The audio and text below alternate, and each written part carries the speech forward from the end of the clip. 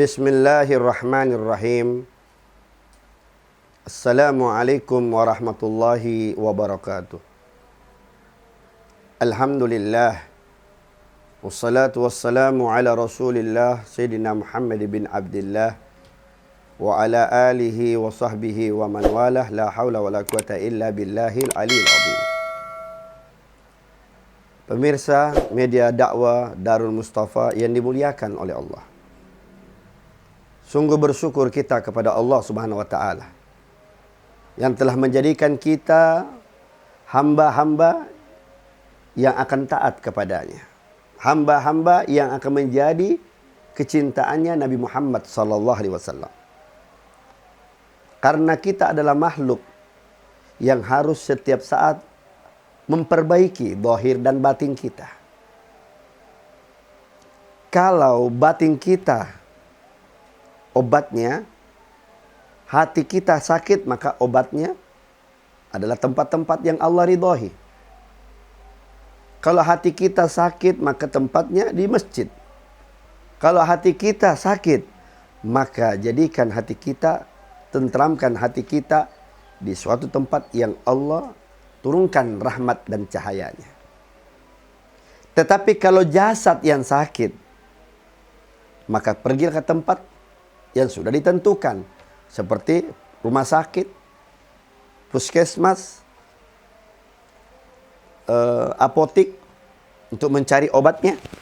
Kalau kita sakit jantung, maka pergi ke dokter jantung. Kita sakit paru-paru, pergi ke dokter ahli paru-paru. Maka itu tempat ada yang membuat kita menjadi obat daripada itu semua.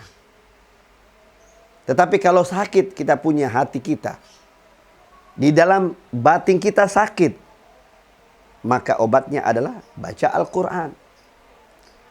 Iktikaf di masjid sambil bersikir kepada Allah. Duduk di dalam masjid, ibadah di dalam masjid. Berselawat pada Nabi Muhammad SAW adalah segala obat hatinya. Dan semua penyakit hati adalah pendekatan kita kepada Allah Subhanahu wa taala. Maka hati itu akan menjadi tentram dan cahaya. Karena pandangan Allah Subhanahu wa taala adalah pandangan yang sangat luar biasa. Kita tiap hari dipandang oleh Allah. Apapun yang kita lakukan dalam hati kita dipandang oleh Allah, dilihat oleh Allah, disaksikan oleh Allah. Gerak-gerik pun dilihat oleh Allah Subhanahu wa taala. Di dalam hadis itu dikatakan, "Iza salahat salahat jasadi kullah wa iza fasadat fasadat jasadi kullah ala wahyal qulub." Apabila hati itu bersih, maka seluruh anggota badan kita akan menjadi bersih dan bercahaya. Tetapi apabila hati kita kotor, penuh kegelapan, kezaliman, kesesatan, maka seluruh anggota badan pun akan menjadi sesat dan zalim dan kekotoran. Makanya banyak orang malas beribadah kepada Allah. Banyak orang malas hadiri pengajian-pengajian Nabi Muhammad SAW. Majlis taklim, majlis ilmu, majlis syariat, majlis-majlis yang mana Allah turunkan rahmat di dalamnya. Yang mana Allah turunkan sesuatu yang penuh keberkahan bagi khusus umat Nabi Muhammad SAW. Ada seorang hamba, seorang laki-laki bertanya, "Ya hai ibadallah," kepada orang yang soleh, kepada waliullah yang bernama Ibrahim bin Adham. Ibrahim bin Adham ketika dia bertanya, "Tolong berikan saya nasihat yang membuat diri saya berubah. Lianna ana rajulun musrifun ala nafsi." Karena aku ini laki-laki, seorang hamba yang berlewat batas dalam berbuat dosa. Banyak dosa yang kulakukan. Tolong kau berikan aku nasihat-nasihat ya sehingga aku dapat berubah untuk melakukan amal ibadah yang baik. Ibrahim bin Adham pun berkata dan menjawab, "Baik, ada 5 faktor yang membuat engkau jauh dari kemaksiatan. Had ya abal ishaq, berikan wahai itu, wahai orang-orang soleh.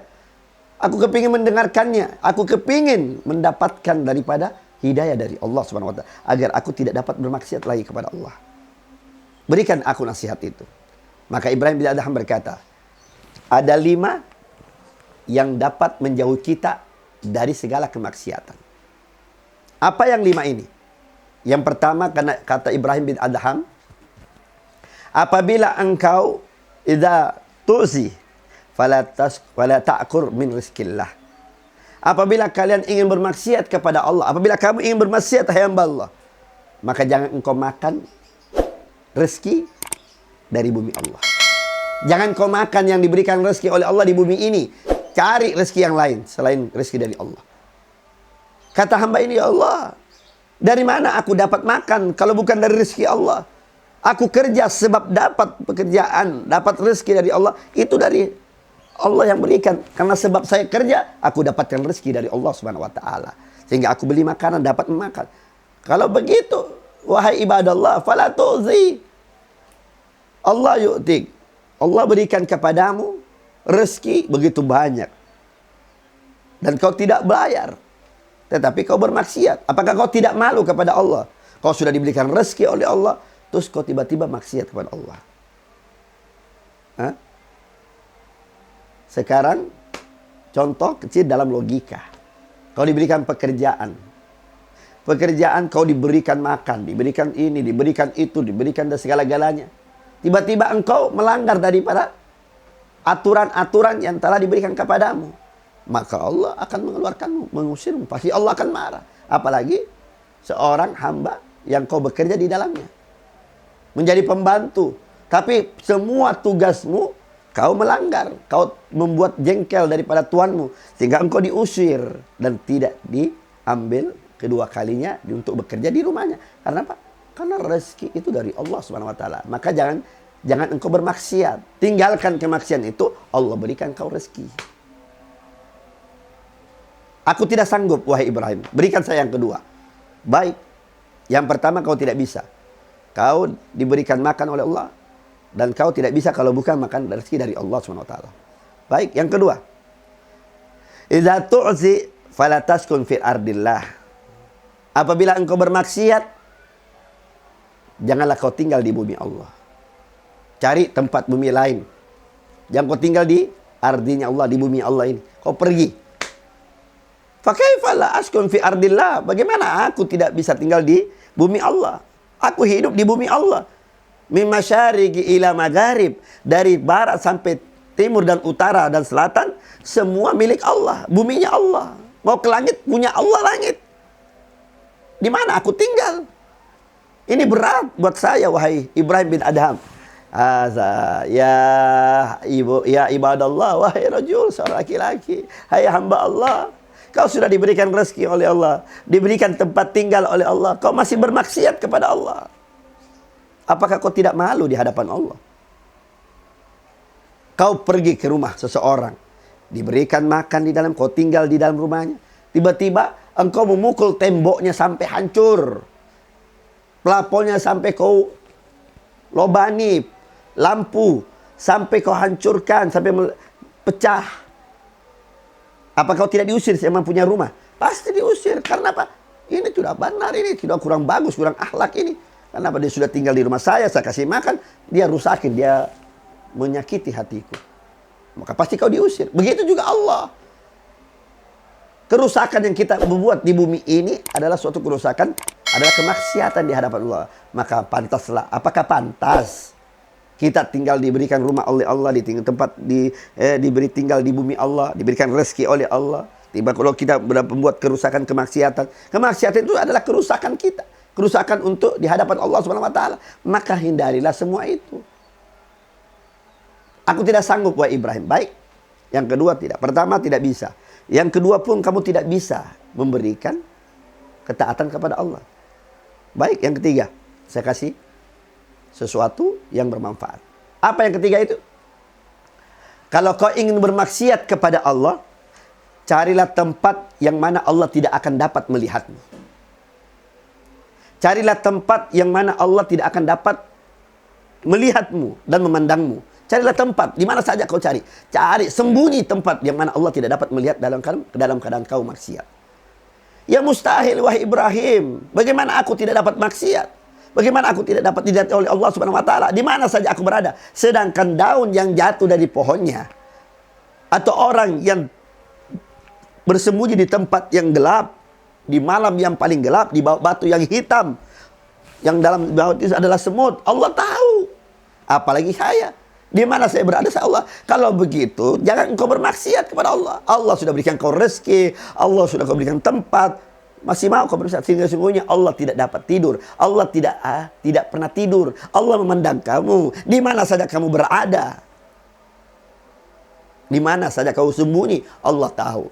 Semua apa yang kau lakukan akan ditanyakan oleh Allah. Apa? Saya tidak sanggup, Ibrahim. Ya bidah hadam. Baik, kalau yang ketiga ini tidak sanggup, saya akan beri kau yang keempat. Apa yang keempat?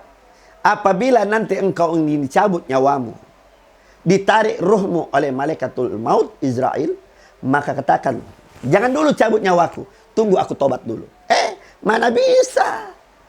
Mustahil. Mana malaikat? La yastaqdimuna wa la yuakhirun. Tidak bisa dimajukan dan tidak bisa mundurkan kematian itu. Kapan saja tiba ajalmu akan dicabut. Akan dapat berjumpa dengan Allah. Kematian itu pasti. Umur berapapun. Bagaimanapun golonganmu. Mau kau pejabat. Mau kau orang hebat, orang kaya. Mau kau tinggi pangkatmu, jabatanmu. Apa saja pada dirimu. Biar ulama, biar siapa. Tiba ajalmu diambil oleh Allah. Jadi mustahil. Kalau kau katakan tobat. Tunggu dulu, hai malaikat. Tunggu, jangan kau cabut nyawaku. Sebentar dulu, jangan kau cabut, saya mau tobat dulu. Tidak ada begitu. Tidak ada pemberitahuan. Kematian itu pasti datang kepadamu. Makanya istaidu alal mautikum. Persiapkan kematianmu sebelum ajal datang kepadamu. Kalau kita sudah siap menghadap Allah, maka Allah gembira. Di dalam hadis dikatakan, man ahabba liqa'illah ahabba liqa'i, wa man karaha liqa'illah karaha liqa'i. Barang siapa yang senang berjumpa dengan Allah, rindu berjumpa dengan Allah, Allah pun rindu berjumpa dengannya. Dan barang siapa yang tidak rindu berjumpa dengan Allah dan benci berjumpa dengan Allah, maka Allah pun benci berjumpa dengan Allah. Jangan pernah takut kematian. Mati pasti sudah mati. Mau sehat, mau kaya, mau sehat, mau tidak, mau sakit, mau muda, mau tua, tiba aja pasti dijemput oleh Allah. Aku tidak sanggup, wahai Ibrahim, yang keempat ini. Baik, kau tidak sanggup. Betul tidak sanggup? Betul ya Ibrahim. Yang kelima, yang keempat, pertama, rezeki Allah kau tidak bisa. Tempatnya Allah pun kau tidak bisa. Kau untuk bermaksiat, jangan sampai dilihat Allah pun tidak bisa. Dicabut nyawamu, kau berkata tunggu tobatku, kau tidak bisa. Yang kelima, yang terakhir, ku berikan kepadamu, wahai hamba Allah. Apabila nanti engkau sudah dicabut nyawamu, sudah masuk di suatu tempat, lalu kau dipegang tanganmu, lalu dibawa ke dalam neraka. Katakan kepada malaikat, lepaskan, jangan sampai dipegang, lepaskan tanganmu dari malaikat tersebut dan lari ke dalam surga. Ya tidak bisa. Bagaimana kalau sudah dipegang oleh malaikat penjaga neraka, kau dibawa ke dalam neraka, tidak bisa kau lepas. Ya bagaimana? Bagaimana? Makanya jauhilah maksiat ini. Makanya 5 ini yang kuberikan kepadamu agar engkau menjauh daripada kemaksiatan. Jagalah dan hindari. Tidak ada yang bisa lolos daripada pertanyaan malaikat dan pegangan malaikat. Maka bertobatlah sebelum ajal itu datang kepada kita. Dan 5 ini sehingga dapat menjauhi kita dari segala kemaksiatan di hadapan Allah. Kalau kau pegang daripada 5 yang saya ucapkan dari tadi, maka insya Allah engkau dari menjadi hamba yang soleh, menjadi hamba yang bertakwa, menjadi hamba yang dicintai oleh baginda Muhammad SAW. Semoga kita semua di dalam tempat di dunia ini, kita harus banyak bersyukur kepada Allah. Banyak berterima kasih kepada Allah segala nikmatnya, rezeki yang selalu diberikan oleh Allah, tempat yang diberikan oleh Allah di bumi ini. Lalu kemudian kita dilihat, dipandang oleh Allah, selalu dirindukan oleh Allah, diberikan apa keinginan, apa yang kita minta diberikan oleh Allah, dimatikan dalam keadaan indah. Karena orang yang mati dalam keadaan husnul khatimah, maka dia mendapat surganya Allah. Dan orang-orang yang sudah masuk dalam surga, maka mendapatkan kebahagiaan dunia akhiratnya, mendapatkan daripada surga yang diberikan dalam ayatnya, innal ladzina amanu wa amilus solihati ulaika hum khairul bariyah jazaa'um inda rabbi. Jaza, pembalasan bagi orang beriman adalah surga untuknya. Allah berikan rahmat, keridhaan, kenikmatan yang tidak ada batasnya kepada hamba yang bertakwa yang sudah masuk dalam surga, karena mereka adalah orang-orang yang selalu dekat dengan Allah dan dekat dengan baginda Muhammad. Semoga kita semua pemirsa media dakwah Darul Mustafa